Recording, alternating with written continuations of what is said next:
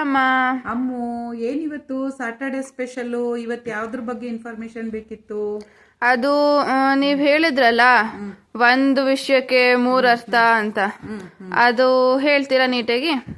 ಹೇಳ್ತೀನಿ. ಏನು ಅಂದ್ರೆ ಮೊದಲನೇದೇನು ಅಂತ ಅಂದ್ರೆ ಯಾವುದೇ ಒಂದು ವಿಷಯ ಅಥವಾ ಒಂದು ಟಾಪಿಕ್ ಅಂತ ತಗೊಂಡ್ರೆ 3 ಮೀನಿಂಗ್ ಹೇಳಿದ್ದೆ ನಾನು ಲಾಸ್ಟ್ ಅಲ್ಲಿ. ಅದೇನೇನು ಅಂತ ಅಂದ್ರೆ, ಒಂದು ಫಿಸಿಕಲ್, ನಾವ್ ಏನ್ ಕಣ್ಣಿಂದ ನೋಡ್ತೀವಿ, ಏನ್ ಟಚ್ ಮಾಡ್ತೀವಿ, ಅಥವಾ ಯಾವುದೋ ಒಂದು ವಿಷಯದ ಬಗ್ಗೆ ತಿಳ್ಕೊಳ್ತೀವಿ, ಅದು ಕಣ್ಣಿಗೆ ಕಾಣುವಂಥದ್ದು, ಫೀಲ್ ಮಾಡುವಂಥದ್ದು. ಸೊ ಆ ಥರದ್ದನ್ನ ನಾವು ಫಿಸಿಕಲ್ ಅರ್ಥದಲ್ಲಿ ನೋಡ್ತೇವೆ. ಇನ್ನೊಂದೇನು ಅಂತ ಅಂದ್ರೆ ಮೆಟಾಫಿಸಿಕಲ್, ಅಂದ್ರೆ ಪುರಾಣಗಳಿಂದ ಬಂದಂತ ಒಂದು ಅದರ ಕತೆ ಇರ್ಬೋದು, ಅಥವಾ ಒಂದು ನೇಚರಿಗೆ ಸಂಬಂಧಪಟ್ಟಿರುವಂತಹ ಒಂದು ರೀತಿ ಅರ್ಥ ಇರುತ್ತೆ. ಇನ್ನೊಂದೇನು ಅಂತ ಅಂದ್ರೆ ಆಧ್ಯಾತ್ಮಿಕವಾದ ಅರ್ಥ, ಸ್ಪಿರಿಚುವಲ್ ಅರ್ಥ ಅಂತ ಇರುತ್ತೆ.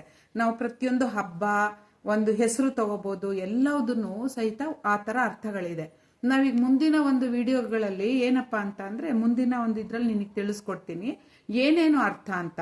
ಏನು ಅಂತ ಅಂದ್ರೆ, ಈಗ ನಾವೇನ್ ಮಾಡ್ತೀವಿ, ನಮ್ಮ ಋಷಿಗಳು ಇದನ್ನ ಮಾಡಿದ್ರು ಅಂತ ಹೇಳಿದ್ವಿ. ಅದು ಹೇಗೆ ಅಂತಂದ್ರೆ, ನಮಗೀಗ ಅಂಗೈಯಲ್ಲಿ ಒಂದು ಭಾಗ ಕಾಣುತ್ತೆ, ಅದ್ರ ಹಿಂದ್ಗಡೆ ಒಂದು ಭಾಗ. ಸೊ ಹಾಗಾಗಿ ನಾವು ಫಿಸಿಕಲ್ ಮೆಟಾಫಿಸಿಕಲ್ ಆರಾಮವಾಗಿ ಅನಾಯಾಸವಾಗಿ ಕಾಣುತ್ತೆ, ಗೊತ್ತಾಗತ್ತೆ. ಆದ್ರೆ ಈ ಆಧ್ಯಾತ್ಮಿಕ ಅರ್ಥ ಅನ್ನೋ ಒಂದು ಹಿನ್ನೆಲೆ ಇರುವಂತದ್ದು, ಅದು ಆಳವಾಗಿ ಅದ್ರದ್ದು ಅರ್ಥವನ್ನ ನೋಡಿದಾಗ ಗೊತ್ತಾಗತ್ತೆ. ನಮ್ಮ ಎಲ್ಲ ದೇವಸ್ಥಾನಗಳಿರ್ಬೋದು, ಋಷಿಗಳ ಹೆಸರಿರ್ಬೋದು, ಕತೆಗಳಲ್ಲಿ ಬರುವಂತ ಕತೆಗಳಿರ್ಬೋದು, ಪುರಾಣದ ಕತೆಗಳು ಎಲ್ಲವೂ ಸಹಿತ ವಿಶಿಷ್ಟವಾದ ಅರ್ಥವನ್ನ ತಗೊಂಡಿವೆ. ಅದನ್ನ ರಹಸ್ಯ ಅಂತ ಹೇಳ್ತೀವಿ, ಅದೇ ರಹಸ್ಯ. ಆ ರಹಸ್ಯವನ್ನ ಅರ್ಥ ಮಾಡ್ಕೊಬೇಕು ಅಂದ್ರೆ, there is a formula in the form ಅಂತ, ಅದನ್ನ ನಾವು ಅರ್ಥ ಮಾಡ್ಕೊಬೇಕು. ಅದು ವೆರಿ ಇಂಪಾರ್ಟೆಂಟ್.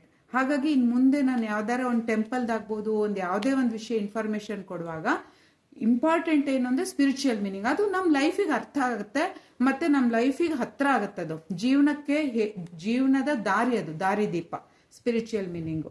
ಸೊ ಹಾಗಾಗಿ ಇವು 3 ಅರ್ಥವನ್ನ ನಾವು ಇಲ್ಲಿ ಕಂಡುಕೋಬಹುದು. ಓಕೆನಾ? ನೆಕ್ಸ್ಟ್ ನಾವು ಮುಂದೆ ಇನ್ನೊಂದಿಷ್ಟು ಇನ್ಫಾರ್ಮೇಶನ್ ಕೊಡ್ತೇನೆ. ಓಕೆ ದೊಡ್ಡಮ್ಮ.